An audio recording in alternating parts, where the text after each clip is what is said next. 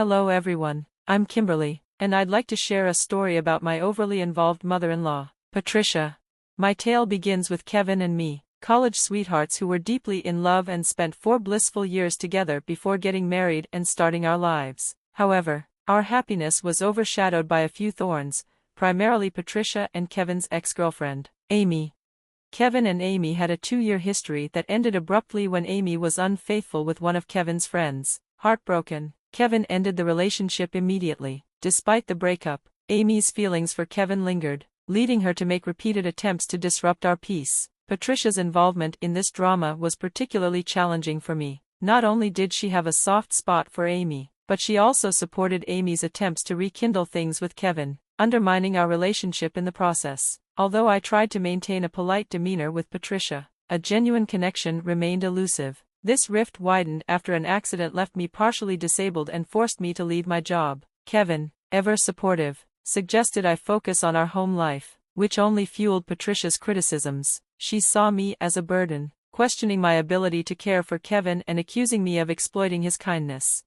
Kevin, undeterred by his mother's harsh words, stood by our love, insisting that our mutual affection was what mattered most. Yet Patricia continued to push the idea that Kevin should reconsider his relationship with Amy, whom she believed was still a suitable match for him. Patricia's persistent comparisons of me to Amy, along with her efforts to arrange meetings between Kevin and Amy, strained our relationship to its breaking point. This ongoing tension and Patricia's relentless disparagement eventually led us to relocate to another city. Seeking distance from the negativity, Patricia blamed me for this decision, failing to recognize that her actions had driven us away. Ultimately, it was Kevin who insisted on the move, worn out by the constant interference from his mother and Amy. Despite his attempts to set clear boundaries, Patricia's intrusive behavior continued. Relocating seemed to be our only escape. After the move, Patricia's meddling in our lives decreased significantly, granting us a brief period of happiness. However, about 7 months later, Patricia showed up unannounced at our door, claiming she had been evicted and had nowhere else to go. Kevin was visibly distressed, but after discussing it, we decided to let her stay in hopes of mending their strained relationship. Unfortunately, Patricia had other plans. Fast forward another 7 months, and Amy reappeared in our city. Patricia immediately informed Kevin, portraying Amy as a victim of an abusive relationship and suggesting he reconnect with her for old time's sake. Kevin was torn. Despite his past discomfort with Amy, Patricia's appeal to his empathy weighed heavily on him. Reluctantly, with my approval, Kevin reached out to Amy, hoping to offer support as a friend. However, it wasn't long before Amy began pushing for more, with Patricia endorsing this idea and shocking us both with their blatant disregard for our marriage. Kevin confided in me, suspecting a manipulative scheme behind their actions. His suspicions were confirmed when we learned from a friend of Amy's that Amy had fabricated her circumstances to get closer to Kevin, following Patricia's guidance.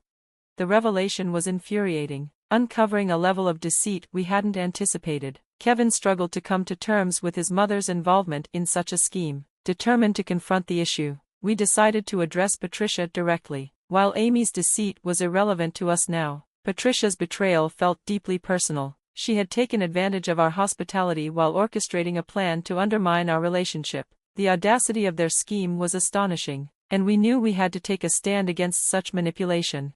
Dealing with the betrayal and breach of trust from Patricia was incredibly painful. With heavy hearts, Kevin and I knew we had to confront the issue directly. Summoning our courage, we sat Patricia down for an important conversation. Kevin began by expressing his discomfort with Patricia's encouragement of an affair with Amy, emphasizing how disrespectful it was to both me and our marriage. Patricia dismissed his concerns, suggesting that he was being overly sensitive and insisting that Amy was a better match for him than I could ever be. Her blatant disregard for our relationship and her son's feelings was shocking.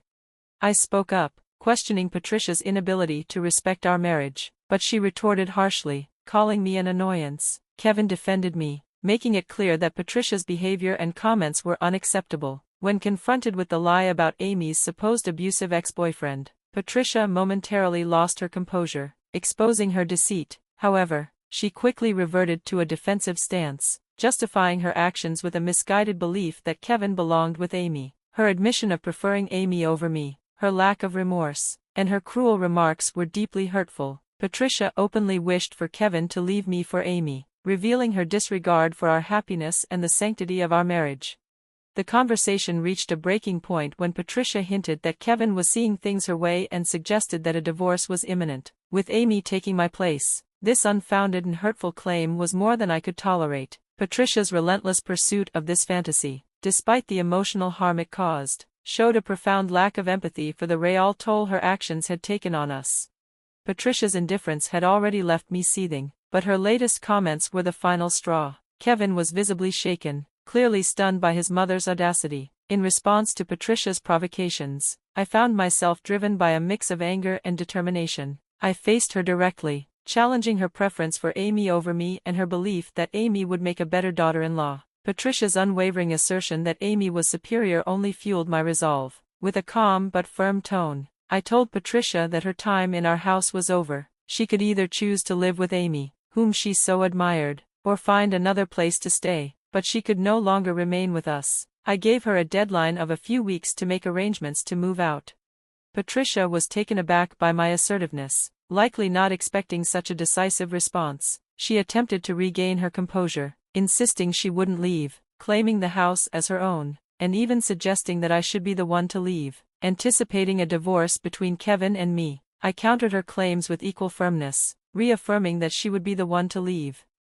I made it clear to Patricia that the house was not hers to claim and dismissed her delusional expectations of staying. Her assertion that she had a right to live there because she was Kevin's mother was met with my laughter. Her assumption that Kevin would side with her and Amy while I was somehow the outsider in my own home was absurd. Patricia's confusion at my reaction, combined with Kevin's growing anger, highlighted the ridiculousness of the situation. She had indeed brought out the big guns, but her arguments were based on faulty assumptions and wishful thinking rather than the reality of our shared life and home. As Patricia continued to insist on her place in the house and Kevin's supposed ownership of it, I couldn't help but laugh at her claims. Her belief in a scenario where she, Kevin, and Amy would live happily ever after in our home, excluding me, was not only delusional but also a gross underestimation of the strength and resilience of our marriage. Patricia seemed convinced that Kevin would eventually leave me for Amy, envisioning a future where they would be together.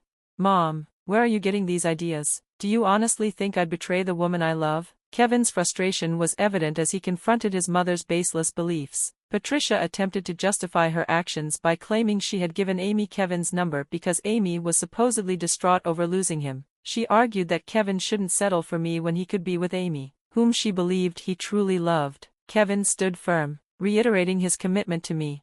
Mom, I'm going to say this one last time, I'm not leaving Kimberly. She's my everything, and Amy is in the past. I've made this clear to everyone involved.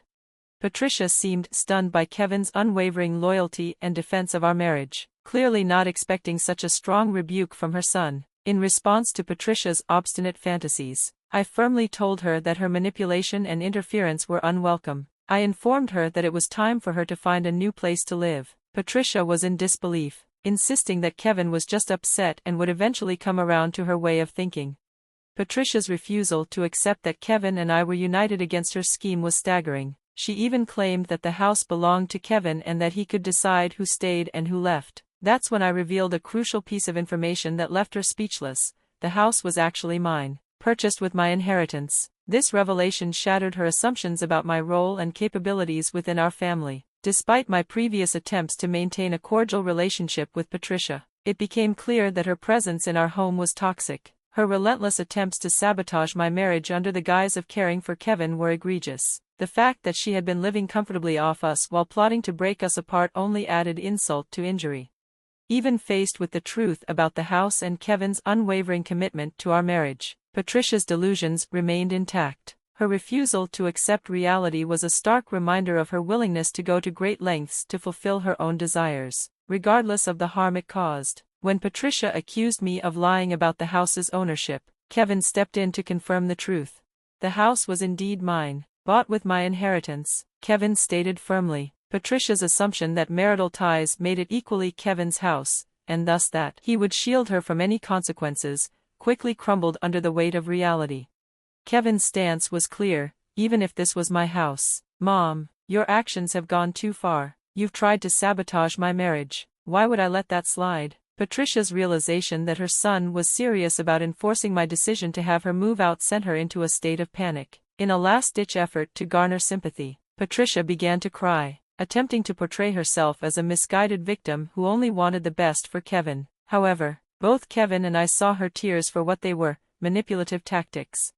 "Mom, you intended to break up my marriage. That's unforgivable," Kevin declared. He reminded her of the generosity we had shown by providing for her, only for her to repay us with deceit and manipulation. It was clear that her stay in our home was over, and any future relationship would need serious reconsideration. Kevin's unwavering stance marked a definitive end to Patricia's influence in our household. He understood the importance of standing by me, emphasizing that her betrayal was not something we could overlook.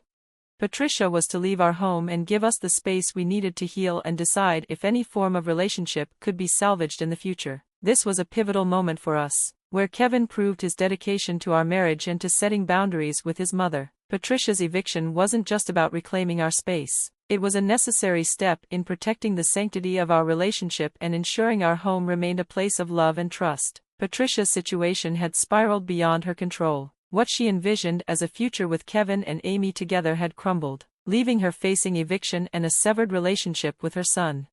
In desperation, Patricia pleaded with us, arguing that her actions were a minor error and promising to speak with Amy about backing off. Despite her pleas, our decision was firm. The damage was done, and her betrayal was too great to overlook. We requested a move-out date within the month, emphasizing the finality of our decision. Patricia attempted to appeal to the familial bond, claiming she was ready to mend our relationship and that we could overcome this hurdle together. However, my patience had worn thin, and her reluctance to provide a specific moving date led me to pursue an eviction notice, a step I hoped would underscore the seriousness of the situation. Patricia, shocked by my resolve, turned to Kevin for support, but he stood by me, even offering to help pack her bags, signaling a united front against her manipulations. Patricia's attempts to negotiate fell on deaf ears as we distanced ourselves, seeking solace and privacy to discuss the toll her actions and Amy's involvement had taken on us. Kevin expressed regret for not recognizing the extent of the manipulation sooner, and together we decided to seek couples counseling to repair the emotional damage inflicted during Patricia's stay. The following day, Patricia persisted in her attempts to elicit forgiveness, oscillating between feigned remorse and anger when her efforts were rebuffed. Her antics only strengthened my resolve to see her removed from our home. Accompanied by Kevin, I visited a lawyer to initiate the eviction process. When we returned and informed Patricia of the official notice, she reacted with disbelief, perhaps hoping her outburst would make us reconsider. But her strategy was ineffective. Her continued attempts to sway us eventually ceased as the reality of her situation settled in. As Patricia packed her bags, her frustration boiled over into a tirade, predicting we'd regret pushing her out. She even suggested Kevin would be better off leaving me for Amy, prompting Kevin to shut the door on her outburst. Patricia's anger was short-lived. By evening, she found herself without shelter as Amy decided against offering her refuge. This came after Kevin sent Amy a clear message to stay away from us, culminating in him blocking her contact. Finding herself unwelcome at Amy's and desperate for somewhere to stay, Patricia returned to our doorstep, bags in tow, pleading for entry. The answer, however, remained a steadfast no. Her situation had grown dire enough to force her onto an emergency flight to her sister's place in another state. Kevin and I continued with our therapy sessions, uncovering and addressing many underlying issues. Thankfully, we've seen significant improvement in our relationship. The absence of Patricia's disruptive presence has been notably beneficial, reinforcing Kevin's decision to cut ties permanently. We informed his aunt of this decision, understanding she was now Patricia's host. While Patricia reacted with expected outrage, her sister showed understanding towards our stance and assured us she'd help maintain our desired distance from Patricia. The peace that has since enveloped our lives is palpable, underscoring the toxicity we've managed to eliminate. This experience has taught us the value of setting boundaries and the importance of removing negative influences from our lives. If I could offer a piece of advice, it would be this: if you find yourself dealing with a toxic individual, especially one as close as a family member, taking steps to protect your peace and happiness is crucial, just as we did with Patricia.